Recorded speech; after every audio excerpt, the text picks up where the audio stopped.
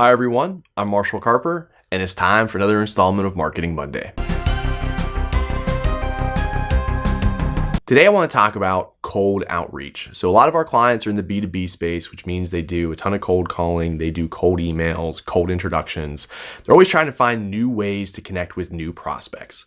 Yes, referrals are great, but referrals are unreliable, they're inconsistent, so it's really difficult to do projections based on referral traffic. If you really want to grow, you need to get in front of totally new audiences and totally new prospects. So cold outreach can be a major challenge. It's really tough to stand out because frankly, the high value prospects, they're all getting calls, they're all getting emails, they're all getting messages, they're all getting LinkedIn messages.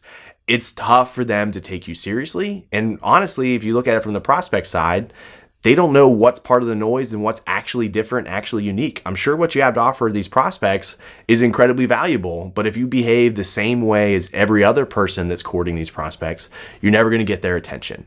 So a couple of things that we've seen really impact this cold outreach. One, before you do some cold outreach, send something in the mail first. Yes, direct mail actually works. So the PT Services Group, one of our clients, they do a ton of cold calling for their clients.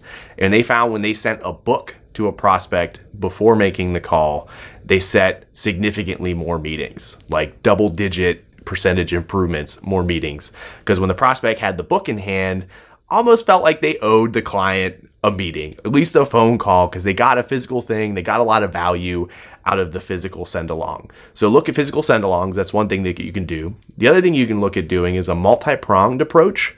So don't just send an email. Don't just make a phone call. Check out the prospect on LinkedIn because they'll see they'll see that you viewed their profile. Talk to people in their network to try and get the introduction. Do different things, not just the one piece of outreach. Now, I'm not saying do it all at once. I'm saying kind of layer it up so that you can touch them in multiple ways to show them that you're not just hitting a big email list that you bought, to show them that you're a real person trying to engage them. And the third thing, and this is pretty clever and this gets really interesting, is you can actually geofence and target businesses, especially large ones, with advertising so they get to learn more about your business before you start making emails, before you start making calls. It's more expensive, it takes a bit more of a budget, but it's also more impactful because when you actually make the call or make the first connection, they've heard of you because they've seen your ad on Facebook, they've seen your ad on LinkedIn, and they've seen your ad around the internet. So do that outreach. Do physical stuff first, do a multi-pronged cold outreach approach, and then consider using geotargeted ads and other kinds of advertising to deliver messages to your prospects before you start doing outreach. Hope that helps. Let me know how it goes if you try it. I look forward to seeing you next week.